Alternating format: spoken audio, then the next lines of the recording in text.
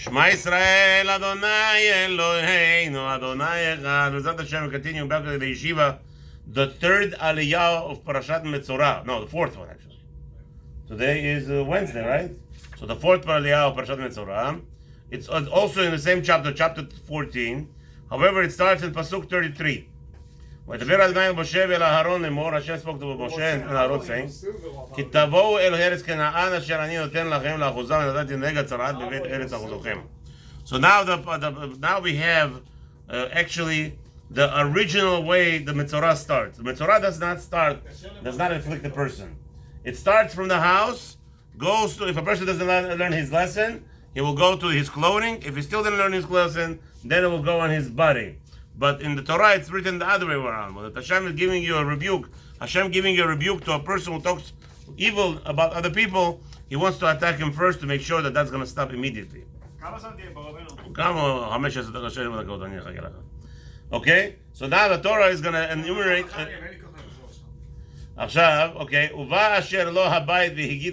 Now, the person comes to his house and he sees a small blemish on his house.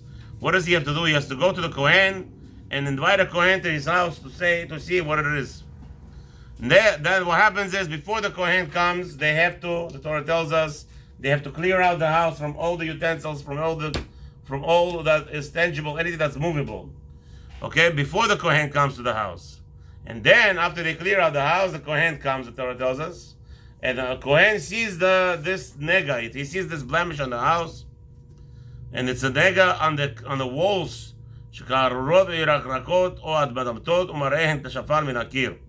So it has to be also a different color, discoloring. The wall has discoloring, and it has to be discoloring in the form of red and the form of green, and it has to be also shekarurot. It has to be inside. Shokad b'marehen. Or it's bulging out, actually, yeah. It has to be bulging out. Now, because it's not clear yet to the Kohen to determine if it's a nega or tzarat, he has to go out and close the house for 7 days. Again, now we have such a thing called the property is being also, what do they call it? They close somebody for 2 weeks? Quarantine? They quarantine the house also now, because nobody's allowed to live in this house. Okay? Okay? ושב הכהן ביום השביעי, in the 7th day the Kohen comes back, והנה פסע הנגע בקירות הבית. What happened was that the blemish started to spread around the house. וצבא הכהן וירצו את האבנים אשר בהן, הנגע וישליכו אתן. Then the Torah tells us something amazing. The Kohen does not declare the house tameh. They take apart wherever the blemish is. They rip all the walls out. Everything has to be, all the bricks have to come out. I guess they rebuild something else. And they put out outside of the encampment, ואת הבית יקציע מבית סביב ושפכו את העפר אשר יקצו מחוץ לעיר אל מקום טמא. So everything all the things that was taken off, the wall, the dust, everything has to be spilled into the area designated for impurity outside of the encampment. Then they rebuild the new structure, new walls over there. However, should the blemish come back, then again they call the Kohen. Now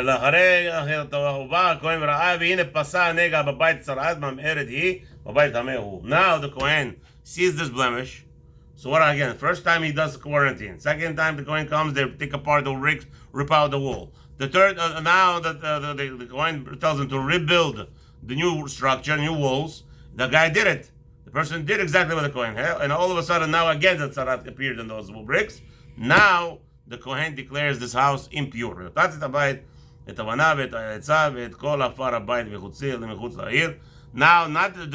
going to be sufficient enough to take off the wall. What do they have to do? Take out the whole house. Take apart the whole house, break it up, and throw all those bricks that are there. Now, what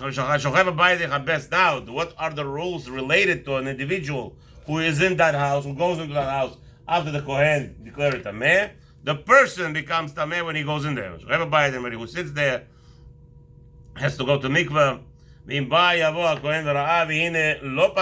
Now, what happens is, the blemish did not spread. The first time, before now the Torah is going to give a scenario. What happens when the Kohen did not quarantine the place yet? I mean, after he quarantined the place the first time, now he comes back. What happens is the bricks are the same format. The blemish did not spread. So in that case, you see the Kohen will declare that it's healed. It's not a nega.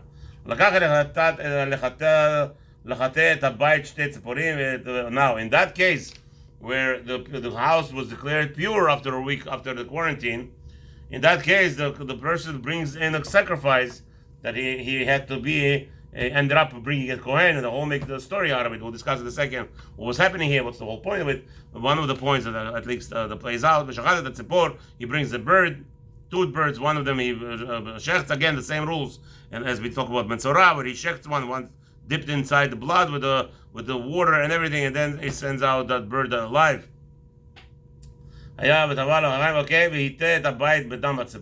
And then from that water that was with the blood, with the water with mixture with the blood from the dead bird, they take and they sprinkle into the house. Okay, and after that they send away the live bird. As we said already, in the pasuk ends with the 50th Aliyah ends with 53rd pasuk in the same chapter 14, and that's gonna be the way to purify the house. However, the question begs, what is going on? So there's a lot of situations that could cause a house to become tameh, and one of them is that Hashem wants to make a person rich. What happens is when we came to Eretz Israel, we didn't do what they do in Gaza now. That is the most foolish thing in the world to do, is to destroy the buildings. Destroy this building. It's a beautiful building. Why destroy it? You could use it. If it's a good standing building and demolition is not required, and it's would hold the people that are in it, why destroy it? We didn't destroy it. When we came to Eretz Israel originally, this is the proof that the land is not run by the Jews right now. It's run by Christians and all those gangsters that want to harm people. Smart thing is you don't destroy buildings. Why have to destroy the buildings for? In olden days, people used to take the houses. As they came to Eretz Israel, they took the house and they lived there. However, Hashem wants to reward a person. What did he do? He doesn't know that there is, in olden days, and even today, there was a Bukharian Jew who bought a house in Brooklyn from an Italian guy, and he decided to break the walls of the basement to make it wider. As he was doing it, he found $1 million worth of gold. Yeah, that's what it is. That's what happened. That's what happens actually.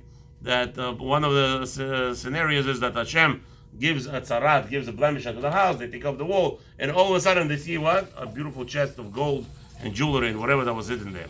So that's one of the reasons. Second reason is the harsh way. A person was a stingy monster. He never wanted to share with anybody anything. He claims, if he shares, things break, nobody takes responsibility. You know those guys. I'm sure everybody heard of such people. Right? And now what happens is, what happened was, this person came, this person told all his neighbors he doesn't have things to give out, land out. And now Hashem made it such that he has to take everything out from his house, and that's outside on the street, in the eyes of everybody. Everybody sees it, and everybody sees that he was a stingy person. So another way to punish this individual, where Hashem specifically designed it such that now everything has to come out of the house and make it to teach a person not to be not to be a stingy individual, and to share. Hashem does not give us money for our pleasure, does not give us money, does not give us good things, a car for ourselves. Everything we have is to share with others. Bezat Hashem, have a wonderful evening.